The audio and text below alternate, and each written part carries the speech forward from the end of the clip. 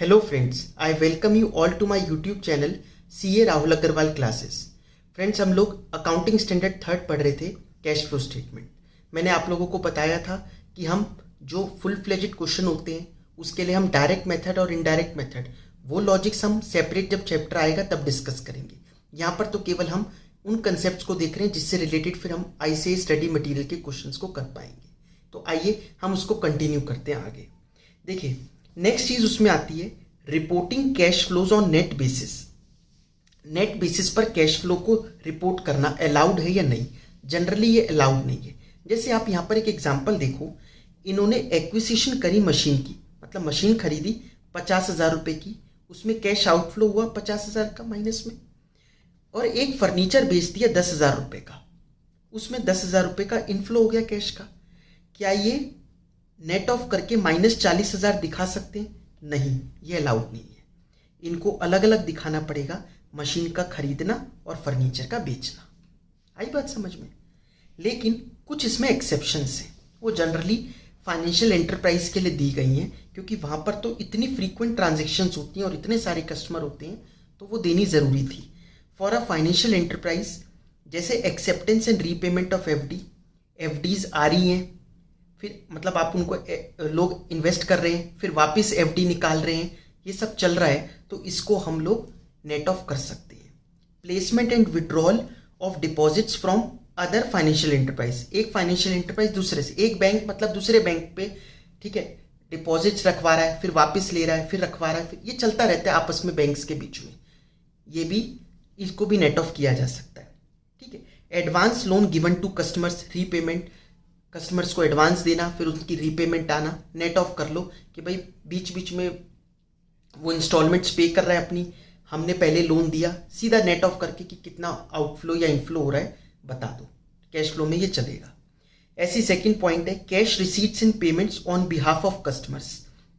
For example, cash received and paid by bank against acceptance and repayment of demand deposits.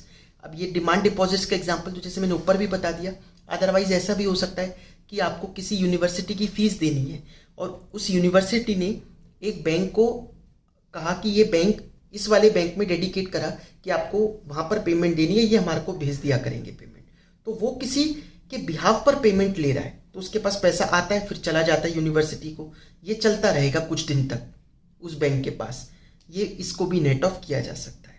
वही third point उस तरीके से, cash receipts and payment for items in which turnover is quick, ठीक है, with large amounts and short maturities. छोटी छोटी maturities मतलब छोटे छोटे पीरियड के लिए होता है, जैसे purchase and sale of investments. ठीक है, इन्वेस्टमेंट्स में अमाउंट बड़े बड़े हैं, बार बार खरीद रहे हैं, बेच रहे हैं, हम कभी इन्वेस्ट कर रहे हैं, कभी निकाल रहे हैं, कंपनीज में ये चलता रहता है, तो ये भी नेट ऑफ किया जा सकता है। ठीक है, अगर हमने कोई बिजनेस एक्वायर किया, कोई बिजनेस परचेज करा है, तो खरीदा है तो वो अलग दिखाना है, कोई बिजनेस हमने बेचा है तो उसको अलग दिखाना है, नेट ऑफ नहीं कर सकते। एक्विजिशन अलग, डिस्पोजल अलग। और बिजनेस परचेज करना एक इन्वेस्टिंग एक्टिविटी है, मतलब ए लिमिटेड ने बी लिमिटेड को खरीद लिया और सी लिमिटेड को बेच दिया। ठीक है, एक खरीदी और दूसरी बेची, तो खरीदना अलग दिखाना है, बेचने में कैश आउटफ्लो हो रहा है वो अलग दिखाना है, दोनों को आपस में नेट ऑफ नहीं कर सकते। ठीक है, यही बात बता रखी है, एक इन्वेस्टिंग एक्टिविटी है। Cash flows from disposal and acquisition of subsidiaries not to be netted off. ठीक है, क्या क्या डिस्क्लोज करना है, टोटल परचेज कंसिडरेशन कितनी एग्री हुई और हमने कितनी कैश से पेमेंट करी। हो सकता है कुछ हमने, ठीक है, नॉन कैश में पेमेंट करी हो, लेकिन जैसे शेयर्स वगैरह इशू करके, लेकिन तो दोनों चीज़ें बतानी है, टोटल परचेज कंसिडरेशन कितनी है और कितनी हम कैश एंड कैश इक्विवेलेंट से पेमेंट कर रहे हैं। ठीक है, एक्सचेंज गेन्स एंड लॉसेस, ये थोड़ा इंपॉर्टेंट है। एक्सचेंज गेन्स एंड लॉसेस क्या है? देखिए, मैंने आपको चैप्टर के स्टार्टिंग में भी, पिछली क्लास में भी ये कहा था कि अकाउंटिंग स्टैंडर्ड 11 में हम लोग ये सीखेंगे जो मॉनेटरी एसेट्स होती हैं फॉरेन करेंसी वाली, जैसे डेटर का बैलेंस हो गया, फॉरेन का बैंक अकाउंट हो गया, इन सबको रीस्टेट किया जाता है जो भी रिपोर्टिंग डेट है। अब अगली साल फिर बैलेंस शीट बन रही है, तो उस दिन जो रेट चल रहा है उस पर उसको रीस्टेट किया जाएगा। पिछले साल के रेट पर मेंशन था। अब जैसे अगर हमारा 50,000 रुपये एक बैंक, $50,000 बैंक में है, ठीक है, अब उसको पहले रेट, जो रेट था पिछले साल उस पर रीस्टेट किया था, फिर इस साल फिर से उसको रीस्टेट कर रहे हैं इस बार वाले रेट से, तो उसकी वजह से एक्सचेंज प्रॉफिट या लॉस आ सकता है, एक्सचेंज गेन और लॉस, और उसको हम लोग P&L में लेकर जाते हैं। एक्सचेंज लॉस और गेन को प्रॉफिट एंड लॉस में लेकर जाया जाता है। लेकिन कैश फ्लो स्टेटमेंट में कहा जाता है कि वो एक्चुअल में तो कैश का कोई फ्लो ही नहीं हुआ, उसमें केवल रीस्टेट हुई आपकी फिगर्स, ठीक है ना, केवल रीस्टेट हुई फिगर्स, कोई कैश का फ्लो तो हो ही नहीं रहा, ना कोई इनफ्लो हुआ ना कोई आउटफ्लो हुआ, सेम बैलेंस है। या तो कोई इंटरेस्ट वगैरह आपको मिला हो, क्रेडिट हुआ हो तो बताओ, नहीं मिला, बस केवल वही बैंक बैलेंस पहले था वही बैंक बैलेंस अब है, बस उसको रीस्टेट कर दिया आपने, तो वो एक फ्लो नहीं है। फिर क्या करें, हम क्या करेंगे, उतने वो जो डिफरेंस हमने P&L में लेके गए होंगे, एक्सचेंज गेन अगर जैसे हमने लिखा, तो उस एक्सचेंज गेन को कैश फ्लो स्टेटमेंट में माइनस करना पड़ेगा। कैसे माइनस करना पड़ेगा, जब हम प्रॉफिट लिखते हैं ना सबसे पहले, ये प्रॉफिट हमने उठाया P&L से लिख दिया, तो उस प्रॉफिट में वो गेन भी इंक्लूडेड है, तो उसको लेस कर दो, ठीक है, लेस कर दिया। अगर लेस कर देंगे ऐसे ही चलता रहे तो मैच नहीं करेगी आपकी कैश फ्लो स्टेटमेंट। क्यों, एक बार को सोचो, एंट्री क्या होनी चाहिए, जब हम जर्नल एंट्री AS 11 में पढ़ेंगे भी कि ये एक्सचेंज डिफरेंस की वजह से जो एक्सचेंज गेन आया, bank account debit to exchange gain हुआ, एक तो बैंक बैलेंस बढ़ गया आपका रीस्टेट होने की वजह से, और एक्सचेंज गेन हुआ उसको आप P&L में ले गए, तो आपका बैंक बैलेंस बढ़ा है। अब आप जब कैश फ्लो स्टेटमेंट बनाते वक्त इस बार का आपने नेट निकाला, ये net changes in cash and cash equivalents, तो उसमें उसके इम्पैक्ट को तो हटा ही दिया, उसमें आपने वो जो डिफरेंस आया था वो तो आपने इम्पैक्ट ही हटा दिया, तो वो मैच कैसे कर, जब आप इसमें ऐड ओपनिंग करोगे तो क्लोजिंग के इक्वल आएगा ही नहीं, क्योंकि वो जो एडिशन हुआ था उसको आपने माइनस कर दिया है। तो हम क्या करेंगे, इसलिए उसको अलग से ऐड बैक करके दिखाएंगे, नीचे जब ओपनिंग लिख देंगे फिर उसको अलग से ऐड बैक करके दिखाएंगे, फिर बाद में क्लोजिंग के वो मैच कर पाएगा। मजबूरी है ऐड करना, क्योंकि ऐड नहीं करेंगे तो फिर वो मैच नहीं करेगा। समझ में आई बात, तो उसको पहले इसलिए हटाना होता है क्योंकि वो एक कोई एक्सचेंज गेन या लॉस एक्चुअल में नहीं, मतलब वो जो एक्सचेंज गेन लॉस है उसमें कोई फ्लो नहीं हो रहा। हाँ, लेकिन अगर आपको कोई इंटरेस्ट वगैरह रिसीव हुआ एक्चुअल में तो बताओ, वो है कैश फ्लो। लेकिन केवल रीस्टेट कर रहे हो फिगर से, उसमें कहाँ कैश फ्लो आ रहा है, ठीक है। तो वही चीज मैंने यहां पर लिख रखी है, एक्सचेंज गेन्स एंड लॉसेस से रिलेटेड। एक इसका एक एग्जांपल देखते हैं, क्वेश्चन नंबर 11 दे रखा है बुक में, अपने स्टडी मटेरियल में, मतलब Z Limited has no foreign currency cash flow during the reporting period. It held a deposit in a bank in France.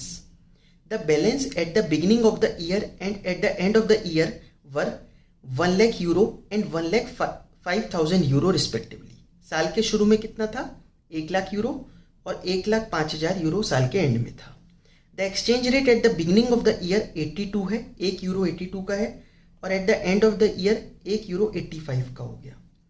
The increase in the deposit balance of 5,000 was on account of interest credited on the last day of the reporting period. हमें interest मिला है 5,000 euro का, ठीक है, इस वजह से हमारा बैंक बैलेंस बढ़ा है। The deposit was reported at 82 lakh रुपये in the opening balance sheet, क्योंकि भाई 1 लाख यूरो को जब 82 से मल्टीप्लाई करेंगे तो 82 लाख ही तो आना चाहिए साल के शुरू में, ये ओपनिंग में दिखा रहा है। क्लोजिंग में कितना दिखा रहा है, ये कहते हैं क्लोजिंग में हमने शो कर रखा है 89,25,000, बिल्कुल सही शो कर रखा है, क्योंकि 1,05,000 यूरो है और 85 का रेट है, मल्टीप्लाई करके ये आ गया। इसका मतलब कितना बढ़ा, ये बढ़ गया 7,25,000 रुपये। हमने क्या किया होगा, जब हमने P&L वगैरह बनाया होगा, ये हमने एक्सचेंज गेन लिखा होगा 7,25,000 रुपये का, बिल्कुल लिखा होगा। अब कैश फ्लो स्टेटमेंट क्या कहता है, कहता है देखिए, ये जो 5,000 रुपये आपने कमाए, 5,000 इंटू मतलब रेट क्या है 85 है ना साल के एंड में, तो 5,000 इंटू 85 जो कमाए, इसको तो हम मानते हैं कि ये तो एक्सचेंज प्रॉफिट है, मतलब इसमें तो कैश फ्लो हो रहा है। लेकिन ये केवल रीस्टेट जो करा 1 लाख को, पहले 82 दिखा रखा था, अब 85 दिखा दिया, मतलब ये जो 3 इंटू 1 लाख आया, 3 लाख रुपए, ठीक है, ये आएगा 4,25,000 रुपये। तो ये 4,25,000 रुपये को तो वो मानने को तैयार है कैश फ्लो स्टेटमेंट, लेकिन ये 3 लाख रुपए को मानने को तैयार नहीं है। तो कह रहा है केवल रीस्टेट कर रहे हो आप, इस साल कोई नया कैश फ्लो तो हुआ नहीं, केवल रीस्टेट कर दी फिगर को, तो इस वजह से इस 3 लाख रुपए को हम लोग पहले प्रॉफिट में से माइनस करेंगे इस साल के, ठीक है। लास्ट में लेकिन ओपनिंग कैश इक्विवेलेंट में ऐड कर देंगे जिससे कि क्लोजिंग के मैच इक्वल आ पाए। समझ में आई बात? आपको मैं यहाँ पर एक सन फार्मा की बैलेंस शीट दिखा, मतलब एनुअल रिपोर्ट है ये सन फार्मा की। यहाँ पर आप कैश फ्लो स्टेटमेंट देखो, यहाँ पर कैश फ्लो स्टेटमेंट में उन्होंने opening cash and cash equivalent फिर closing cash and cash equivalent के बीच में लिख रखा है, ये फॉरेन एक्सचेंज का एडजस्टमेंट कर रखा है। ये इनको भी करनी पड़ी मजबूरन, वो इसी वजह से, ठीक है। ये सन फार्मा की एनुअल रिपोर्ट है। फिर इसके बाद लास्ट आता है एक्स्ट्रा ऑर्डिनरी आइटम। मैंने आप लोगों को बता ही दिया, एक्स्ट्रा ऑर्डिनरी आइटम पिछली क्लास में डिस्कस किया था, ऑपरेटिंग की, इन्वेस्टिंग की। डिस्क्लोजर्स क्या क्या देने होते हैं, ये तो जो डिस्क्लोज करा हमने कैश फ्लो स्टेटमेंट में वो कर ही दिया। साथ में disclosure of additional information relevant for understanding the financial position and liquidity of the enterprise. कुछ और अगर एडिशनल लगता है तो वो जरूर देना है।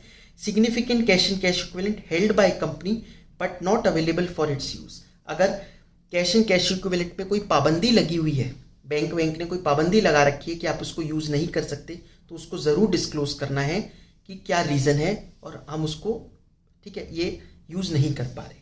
आई बात समझ में? तो बाकी हम लोग नेक्स्ट क्लास में करेंगे। हमने आज की क्लास में AS3 को खत्म कर दिया। Thank you so much.